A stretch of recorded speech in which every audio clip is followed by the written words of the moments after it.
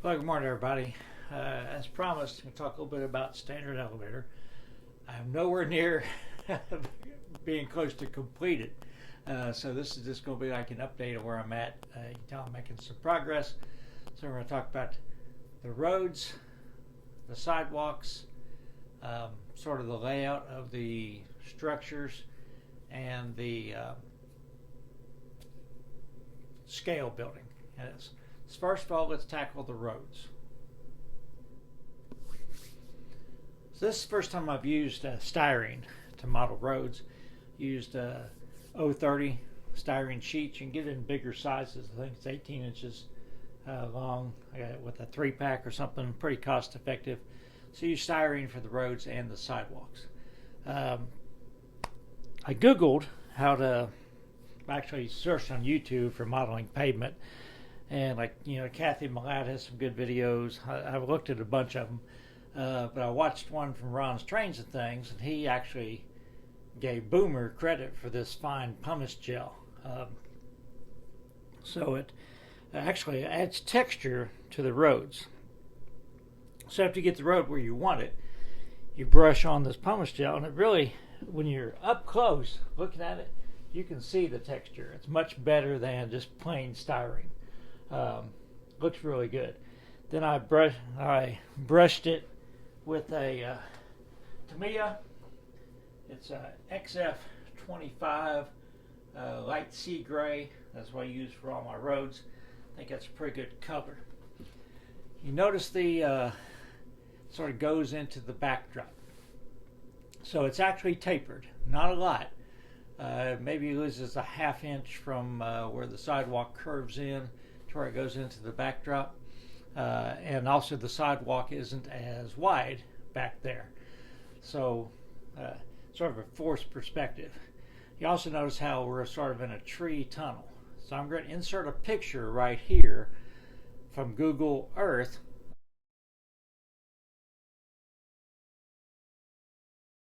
of the actual street that I'm modeling.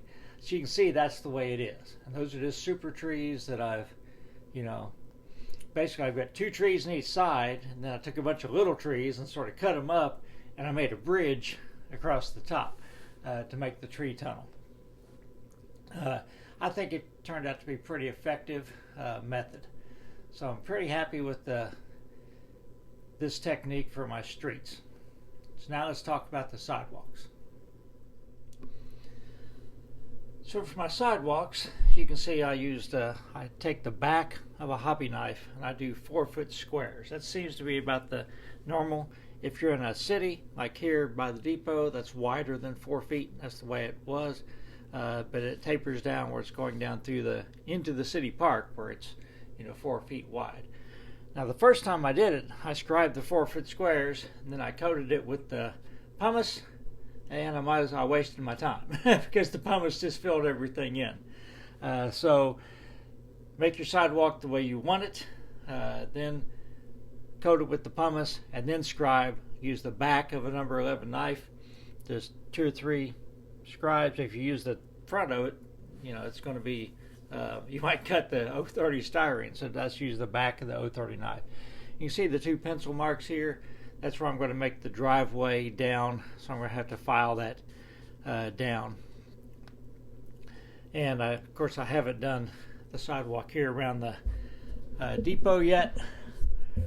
So again, in the picture I think I showed you in the last video, I had a bunch of trucks parked right here. So I don't think there was actually a curb here, and it doesn't look like there was actually a sidewalk. I do want to talk about curbs though, and I'll see if I can zoom in here and you can see it. I don't know if I'll be able to. It's the first time I've tried it. Yeah, you can see it on the side over here. So actually, scribe the curb in first. Now the curbs are not, the expansion joints don't line up with the sidewalk expansion joints, and they're usually like about 8 feet. So I took about 8 scale feet, and after I took the back of the knife, and I just took my ruler and I sort of eyeballed it, down through there. So I've got the curb, 8 little, indentation where the 8 feet would be, and then I I made the 4-foot marks over to the curb. They don't go all the way to the street, because that's the way they're not like that. If you ever look at a street in downtown, you know, the curb is a separate piece of concrete than the sidewalk.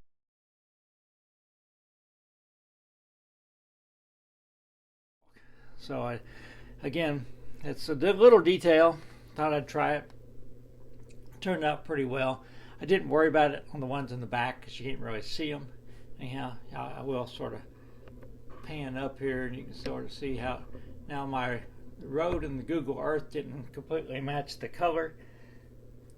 So I just brushed the color on the road in Google Earth, and again, it's a backdrop. It's not supposed to be a center of attention like my friend Fran says all the time. So I think it turned out to be pretty effective blending into the background. Of course, I had to make the grade crossings and everything. Those are all just styrene. Now I've done. I just painted the concrete because basically you can't have a concrete sidewalk at the same level. The train's going to hit it. So I didn't put a sidewalk from here to there, but I still made it concrete instead of road surface, and I painted it concrete. Don't know if that's what they would have done, but I think it looks pretty good, so I like it. All right, so let's talk about the building layout now. So in real life, this was much farther back. If you're looking at it, you didn't see this building when you look at it from the other side of the street, because it was sitting a lot farther back, and then the big concrete silos were at the same angle because Riverside Street went down through here. Again, I can't do that. So I've sort of played around with it. This is the where I think I'm going to put it, everything. And you can see I'm starting to work on the scale building. First, my roof wasn't steep enough, then it was too steep. So I keep matching, and I'll put another picture of the real building in here.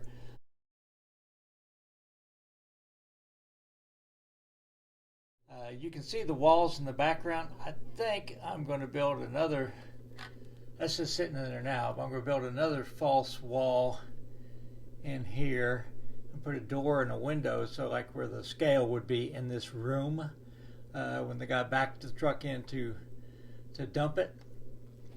And so I'm going to make it look like there's a wall in there, and I'll do the same on that wall there too.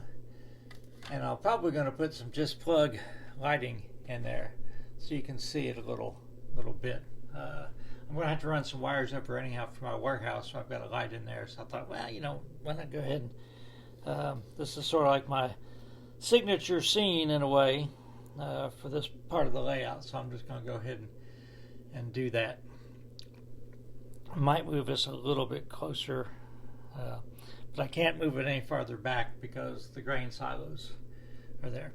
So I'm going to talk about move this out of the way and talk about the grain silos real quick, and that should be it for this update. There's a Facebook group talk about that deals with people modeling grain elevators. I thought, pretty cool. I'll try to join it. So maybe I'll get some ideas. Maybe I'll post a picture of standard elevator on there. Man, there's some good modelers on there. These guys are fanatic in the detail. Tom Johnson, who you see him all the time in pictures, is a fantastic modeler. He has a lot of his stuff is in there, but there's a lot of fantastic grain elevators on there. So I don't know much about grain elevators, how they worked. I've been trying to do a little bit of research to understand it, but I guess the grain goes up through this, and this is up here is like where it distributes it. There's a bunch of pipes come out of here that go to different places, different bins, to where, depending on what corn, soybeans, whatever the product you're shipping is. So at standard elevator, they had a door and a bridge, so this would come out, be attached, I guess, a little bridge, and then they had a safety cage going up to that little platform up there on the top. So I'm going to have to use gold metal models and modeled that too. So that's going to be a challenge. I did a safety cage on the ladder on the silos at wherever, and I don't think it looks very good. So we'll see if I learned anything, if I do this one any better. So that's it for this update.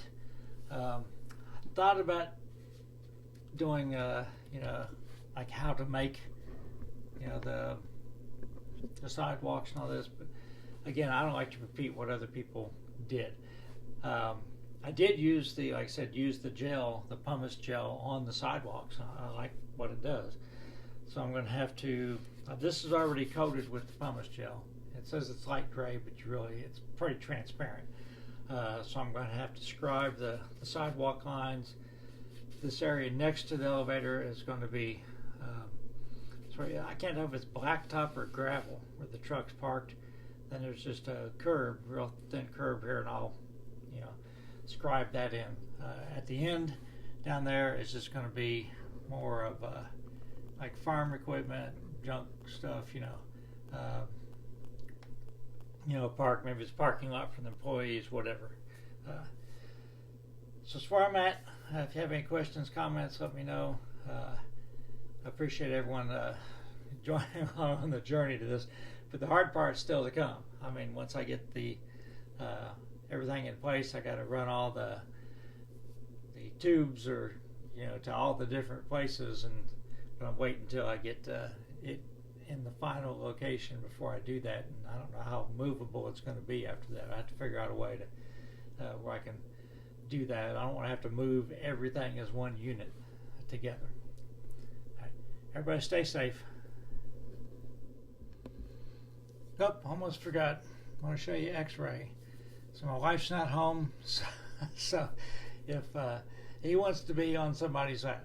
So if I'm in here, he wants to come and sit in my lap, and then I can't get any work done at all. So I said, okay, I'll let him sit in my chair, and I'll go film the video. Well, I brought his little bed in here. You can tell he still doesn't look super happy. He'd rather be on my lap. But at least this way he's in the same room with me. And he's pretty quiet when he gets in his bed. And this is where I'm at as of Saturday morning. Still plugging away. Everybody stay safe.